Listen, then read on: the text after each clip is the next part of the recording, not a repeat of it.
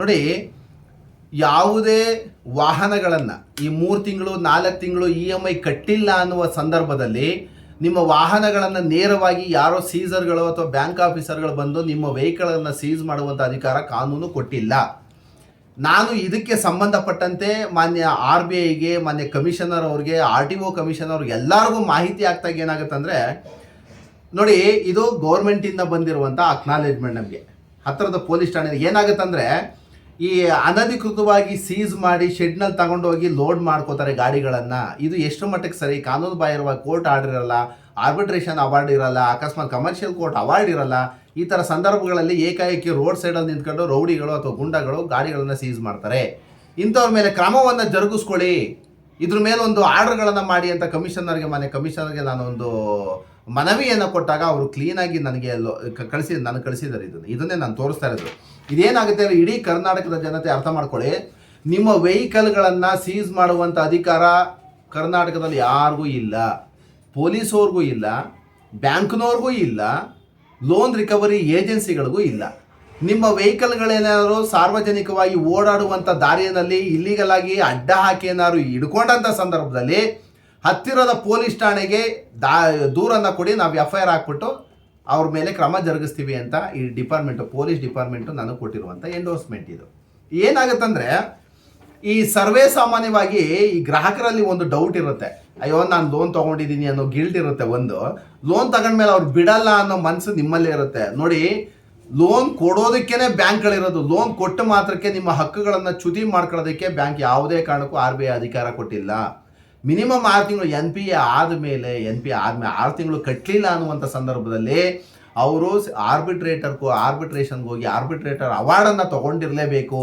ನಿಮ್ಮ ಗಾಡಿಗಳನ್ನು ಸೀಸ್ ಮಾಡಬೇಕು ಅಂದರೆ ಕಮರ್ಷಿಯಲ್ ಕೋರ್ಟು ಅಥವಾ ಸಿವಿಲ್ ಕೋರ್ಟ್ ಯಾವುದಾನು ಒಂದು ನ್ಯಾಯಾಲಯದ ಆದೇಶ ಇದ್ರೆ ಮಾತ್ರ ನಿಮ್ಮ ವಾಹನಗಳಿಗೆ ಬಂದು ಕೈ ಹಾಕಬೇಕು.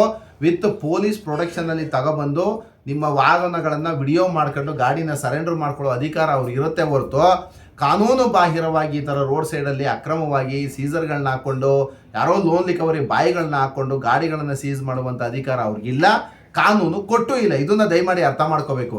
ಜನಗಳಿಗೊಂದು ಮನಸ್ಥಿತಿ ಏನು, ನಾವೆಲ್ಲ ಅಗ್ರಿಮೆಂಟ್ಗೆಲ್ಲ ಸಿಗ್ನೇಚರ್ ಹಾಕ್ಬಿಟ್ಟಿದ್ದೀವಿ. ನೋಡಿ, ನೀವು ಯಾವ ಅಗ್ರಿಮೆಂಟ್ಗಾನು ಸಿಗ್ನೇಚರ್ ಹಾಕ್ಕೊಳ್ಳಿ, ನೀವು ದುಡ್ಡು ತೊಗೊಂಡಿರ್ರಿ, ತೊಗೊಳ್ದಲೇ ಇರಲಿ, ಏನು ಅಭ್ಯಂತರ ಇಲ್ಲ. 2 ತಿಂಗಳು 3 ತಿಂಗಳಿಗೆ ಅವ್ರು 4 ಜನ ಅಲ್ಲ 8 ಜನ ಬಂದರೂ ಗಾಡಿ ಬಿಡಬೇಡಿ. ನೀವು ಅಲ್ಲೇ ಪೊಲೀಸ್ ಸ್ಟೇಷನ್ಗೆ ಫೋನ್ ಹಾಕಿ, ಪೊಲೀಸವ್ರ ಹತ್ರ ಸ್ಟೇಷನಲ್ಲಿ ನಿಲ್ಸ್ಕೊಂಡು ಕೋರ್ಟ್ ಆರ್ಡ್ರು ಇರೋ ಗಂಟನೂ ಕೂಡ ಗಾಡಿ ಬಿಡಬೇಡ್ರಿ. ಇಲ್ಲ, ನಿಮ್ಮ ಗಾಡಿನ ಕಿತ್ಕೊಂಡು ಹೋದ್ಮೇಲೆ ನೀವು ಬಂದು ಸ್ಟೇಷನ್ಗೆ ಬರೋದು. ಇಲ್ಲ, ಗಾಡಿ ಕಿತ್ಕೊಂಡು ಹೋದ್ಮೇಲೆ ಅಲ್ಲೊಲ್ಲೇ ಹೋಗಿ ಬಾಯಿ ಬಡಿಯೋವಂಥದ್ದು. ಗಾಡಿ ಕಿತ್ಕೊಂಡು ಹೋಗ್ಬಿಡ್ತಾರೆ ಫಸ್ಟು. ಯಾರು ಅವರೆಲ್ಲ? ನಿಮ್ಮ ಹೆಸರಿನಲ್ಲಿರೋ ಗಾಡಿನ ಕಿತ್ಕೊಂಡು ಹೋಗಿ ಎಲ್ಲೋ ತಗೊಂಡೋಗಿ ಯಾರ್ಡಲ್ಲಿ ಹಾಕೋದಕ್ಕೆ ಯಾರು ರೋಡ್ ರಿಕವರಿ ಅವರೆಲ್ಲ? ಕಾನೂನು ಖಂಡಿತವಾಗೂ ಅಂತಹ ಹಕ್ಕುಗಳನ್ನು ಸೀಸರ್ಗಳಿಗಾಗಿ ಬ್ಯಾಂಕ್ಗಳಿಗಾಗಿ ಕೊಟ್ಟಿಲ್ಲ. ಕಾನೂನುಬದ್ಧವಾಗಿ ನ್ಯಾಯಾಲಯಕ್ಕೆ ಹೋಗಬೇಕು, ಆರ್ಡರ್ ತಗೋಬೇಕು, ವಿತ್ತದ ಜೂರಿಸ್ಟಿಕ್ಷನಲ್ಲಿ ಪೊಲೀಸ್ ಆಫೀಸರ್ನ ಮಾಹಿತಿ ತಗೊಂಡು ಬಂದು ಗಾಡಿನ ಸೀಸ್ ಮಾಡಬೇಕು ಹೊರತು ಈ ಥರ ಇಲ್ಲಿಗಲ್ ಆಗಿ ಗಾಡಿಗಳನ್ನು ಸೀಸ್ ಮಾಡುವಂಥ ಅಧಿಕಾರ ಕೊಟ್ಟಿಲ್ಲ. ನನಗೂ ಮಾನ್ಯ ಕಮಿಷನರ್ ಅವ್ರ ಕಡೆಯಿಂದ ಬಂದಿರೋ ಮಾಹಿತಿ ಏನು ಅಂದರೆ, ನಿಮಗೆ ಆ ತಕ್ಷಣದಲ್ಲಿ ಯಾರು ರೌಡಿಗಳು, ಗೂಂಡಾಗಳು, ರಿಕವರಿ ಏಜೆನ್ಸಿ ಬಂದು ಸೀಸ್ ಮಾಡುವಂಥ ಸಂದರ್ಭದಲ್ಲಿ ಹತ್ತಿರದ ಪೊಲೀಸ್ ಠಾಣೆಗೆ ಒಂದು ದೂರನ್ನು ದಾಖಲಿಸಿ ನಾವು FIR ಅನ್ನು ಹಾಕ್ತೀವಿ, ನಾವು ಕಾನೂನು ಕ್ರಮ ಜರುಗಿಸ್ತೀವಿ ಅಂತಲೇ ನನಗೆ ಎಂಡೋರ್ಸ್ಮೆಂಟು ಬಂದಿರುವಂಥದ್ದು. ನಾವು ಪ್ರತಿನಿತ್ಯ ಹೋರಾಟಗಳನ್ನ ಮಾಡ್ತಾ ಇರ್ತೀವಿ, ಇದೆಲ್ಲ ಮಾಡಬೇಡಿ ಅಂತ. ಬಟ್ ಆದರೂ ಬಿಡಲ್ಲ. ಯಾರೋ ಒಂದು 3-4 ಜನ ರೌಡಿಗಳು ಬಂತು ಅಂದರೆ ಗಾಡಿ ಕೊಟ್ಟು ಕಳಿಸ್ಬಿಡ್ತೀರಾ. ಯಾವುದೇ ಕಾರಣಕ್ಕೂ ಗಾಡಿಗಳನ್ನು ನೀವು ಕೊಡಬೇಡಿ ಅವರಿಗೆ. ಸೀಸರ್ಗಳು ಬರ್ತಾರೆ, ಯಾರೋ ಬ್ಯಾಂಕವ್ರು ಬರ್ತಾರೆ ಅಂದರೆ ಕೋರ್ಟ್ ಆರ್ಡ್ರ್ ಇಲ್ಲ ಅಂದರೆ ಬುಟ್ಟಲ್ಲಿ ಓಡಿಸ್ತೀನಿ ಅಂತ ಓಡಿಸಿ ಅವ್ರಿಗೆ.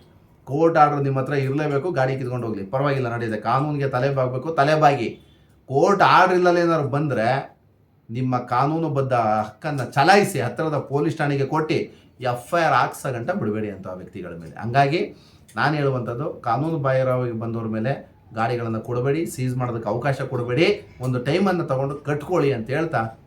ಸರ್, ಎಷ್ಟು ದಿನ ಕಾಲಾವಕಾಶ ಇರುತ್ತೆ? ಒಂದು EMI ಎಷ್ಟು 3 ಮಂತ್ ಅಲ್ಲ 180 ಡೇಸ್ ಯಾವ ಥರ? ಸರ್, ನಮ್ಮಲ್ಲಿ NPA ಅನ್ನೋದು 180 ಡೇಸ್, RBI ರೂಲ್ಸ್ ಇರೋದು 180 ಡೇಸ್. 6 ತಿಂಗಳು ಕಟ್ಟಲಿಲ್ಲ ಅಂದರೆ ಕಾನೂನುಬದ್ಧ ಕ್ರಮ ಜರುಗಿಸಿ ಅಂತಲೇ RBI ಹೇಳಿರುವಂಥದ್ದು. ಇವ್ರೇನು ಮಾಡ್ತಾರೆ, ರಿಕವರಿ ಅಂದರೆ ಬ್ಯಾಂಕಿಂಗ್ ಸೆಕ್ಟರ್ ಏನಾಗುತ್ತೆ, ಮಂತ್ಲಿ ಇನ್ಕಮ್ ಈಗ ಅವ್ರಿಗೆ ಬಂದ್ರೇ ಅವ್ರು ಇನ್ನೊಂದು ಕಡೆ ಇನ್ವೆಸ್ಟ್ಮೆಂಟ್ ಸಾಧ್ಯ ಆಗುತ್ತೆ. ಅದಕ್ಕೆ ಏನು ಮಾಡ್ತಾರೆ, ಯಾರಿಗೂ ಬಿಡೋದಿಲ್ಲ. ಆಮೇಲೆ ಈ ರಿಕವರಿ ಬಾಯ್ಸ್ತೆಲ್ಲ ಸಮಸ್ಯೆಗಳು ಏನಾಗುತ್ತೆ ಅಂದರೆ, ಅವರಿಗೆ ಸ್ಯಾಲ್ರಿ ಇರೋಲ್ಲ, ಕಮಿಷನ್ ಬೇಸ್ ಮೇಲೆ ಕೆಲಸ ಮಾಡೋವಂಥದ್ದು. ಹಂಗಾಗಿ ಏನು ಮಾಡ್ತಾರೆ, 1 ತಿಂಗಳು ಕಟ್ಟಲಿನಾರು ಬಂದು ಗಾಡಿ ಸೀಸ್ ಮಾಡ್ತಾರೆ. ಯಾರು ಹೇಳ್ತಾರೆ ಆ ಥರ? ಎಲ್ಲಿ ಕಾನೂನು ಎಲ್ಲಿದೆ? ಯಾವ ಸೆಕ್ಷನ್ನಲ್ಲಿದೆ? MEC ನಲ್ಲಿದೆಯಾ ಅಥವಾ ಏನಾದ್ರು RTO ನೋಟಿಫಿಕೇಷನ್ಗಳಿದೆಯಾ ಅಥವಾ RBI ಗೈಡ್ಲೈನ್ಸ್ಗಳಿದೆಯಾ? 1 ತಿಂಗಳು 2 ತಿಂಗಳು ಕಟ್ಲಿನಾರ ಗಾಡಿ ಬಂದು ಸೀಸ್ ಮಾಡೋದಕ್ಕೆ ಎಲ್ರಿ ಕಾನೂನು ಎಲ್ರಿ ಇದೆ? ಅವರು ಕಾನೂನಿನ ಪ್ರಕಾರವಾಗಿ ಆರ್ ಬಿ ಐಯಿಂದ ಲೈಸೆನ್ಸ್ ತಗೊಂಡ ಮೇಲೆ ಆರ್ ಬಿ ಐ ಪರಿಪಾಲನೆಗಳನ್ನು ಪಾಲನೆ ಮಾಡಬೇಕಲ್ವ ಅವರು? ಬಂದು ಈ ಥರ ಏಕಾಏಕಿ ಸೀಸ್ ಮಾಡಿಬಿಟ್ರೆ ಎಲ್ಲಿದೆ? ಕಾನೂನೇ ಇಲ್ಲ ಅದಕ್ಕೆ. ಈ ಥರ ಮಾಡಿದ್ರೆ ಅವ್ರಿಗೆ ಏನು ಶಿಕ್ಷೆ ಆಗ್ಬೋದು ಸರ್ ಅದು? ಸರ್ ಶಿಕ್ಷೆ ಅದು ಆ ತಕ್ಷಣದಲ್ಲಿ ಆಯಿತು, ಮಿನಿಮಮ್ 3 ತಿಂಗಳು ಕಸ್ಟಡಿಗೆ ತೊಗೋತಾರೆ. ಮಿನಿಮಮ್ 3 ತಿಂಗಳು ಬೇಲ್ ಆಗುತ್ತೆ, ಅದು ಕಸ್ಟಡಿಗೆ ತೊಗೋತಾರೆ. ಪ್ರೂವ್ ಆಗೋಯ್ತು ಅಂದರೆ ಅವ್ರ ಹತ್ರ ಯಾವುದು ಕೋರ್ಟ್ ಆರ್ಡರ್ ಇರಲ್ಲ, ಯಾವುದು ಆರ್ಡರ್ಗಳಿಲ್ಲ. ಯಾವ ಕೋರ್ಟ್ ಆರ್ಬಿಟ್ರೇಷನ್ ಅವಾರ್ಡ್ ಕೋರ್ಟ್ ಆಗಲೇಬೇಕು, ಇಲ್ಲ ಕಮರ್ಷಿಯಲ್ ಕೋರ್ಟ್ ಅವಾರ್ಡ್ ತೊಗೊಂಡೇ ಬಂದು ಗಾಡಿ ಸೀಸ್ ಮಾಡಬೇಕು ಅವರು. ಯಾವುದು ಕೋರ್ಟ್ ಆರ್ಡರ್ನಲ್ಲೇ ಏಕಾಏಕಿ ಬಂದು ಇದು ಮಾಡ್ತು ಅಂದರೆ ಅದು ಥೆಫ್ಟ್ ಅಕೌಂಟಿಗೆ ಬಿತ್ತದು, ಇಲ್ಲ ದರೋಡೆಗೆ ಹೋಗುತ್ತದು, ರಾಬ್ರಿಗೆ ಹೋಗುತ್ತೆ. ಆ ಸೆಕ್ಷನ್ ನಿಮಗೆ 3 ವರ್ಷ 4 ವರ್ಷ ಕಸ್ಟಡಿಗೆ ತೊಗೊಬಿಡ್ತಾರೆ. ಆಮೇಲೆ ಆ ಥರ ಅಪರಾಧಗಳಿಗೆಲ್ಲ ಇಲ್ಲಿ ನಮ್ಮಲ್ಲಿ ಹೇಳೋದಕ್ಕೆ ಬರಲ್ಲ, ಆ ಥರ ಆಗುತ್ತದು. ಸೊ ಫೈನಲ್ ಏನು ಹೇಳಕ್ಕೆ ಇಷ್ಟಪಡ್ತೀರಾ ಸರ್? ಯಾವುದೇ ಕಾರಣಕ್ಕೂ ನಿಮ್ಮ ತೆಕ್ಕೆನಲ್ಲಿರುವಂಥ ನಿಮ್ಮ ಆರ್ ಸಿ ಓನರ್ಗಳೇನಿದ್ದಾರೆ, ನಿಮ್ಮ ಹೆಸರಿನಲ್ಲಿರೋ ದಾಖಲೆಗಳನ್ನು ನಿಮ್ಮ ಹೆಸರಿನಲ್ಲಿ ಆರಿಸಿ ನೀವು ಯಾವುದೇ ಕಾರಣಕ್ಕೂ ಗಾಡಿ ಬಿಡಬೇಡಿ. ನಿಮಗೆ ಆ ಗಾಡಿ ಮೇಲೆ ಹಕ್ಕುಗಳು ಜಾಸ್ತಿ ಇರುತ್ತೆ ಹೊರತು ಸೀಸರ್ಗಳಿಗೆ ಬ್ಯಾಂಕಿಂದ ಬರೋ ಏಜೆಂಟ್ಸ್ಗಳಿರಲ್ಲ. ಹಾಗಾಗಿ ಹೇಳ್ತೀನಿ, ಕೋರ್ಟಿಂದ ಆರ್ಡ್ರ್ ತೊಗೊಬಂದ್ರೆ ಮಾತ್ರ ಗಾಡಿಯನ್ನು ಬಿಡಿ. ಇಲ್ಲಾಂದರೆ ನೀವು ಯಾವುದೇ ಕಾರಣಕ್ಕೂ ಯಾರೋ ಸೀಸರ್ ಬಂದರು, ಯಾರೋ 4 ಜನ ರೌಡಿಗಳು ಬಂದರು ಅಂದರೆ ನಿಮ್ಮ ಗಾಡಿಯನ್ನು ಅವರಿಗೆ ಕೊಟ್ಟು ನಿಮ್ಮ ಹಕ್ಕುಗಳನ್ನು ಚ್ಯುತಿ ಮಾಡ್ಕೊಳ್ಳುವಂಥ ಕೆಲಸಕ್ಕೆ ನೀವು ಹೋಗಬೇಡಿ. Thank you sir.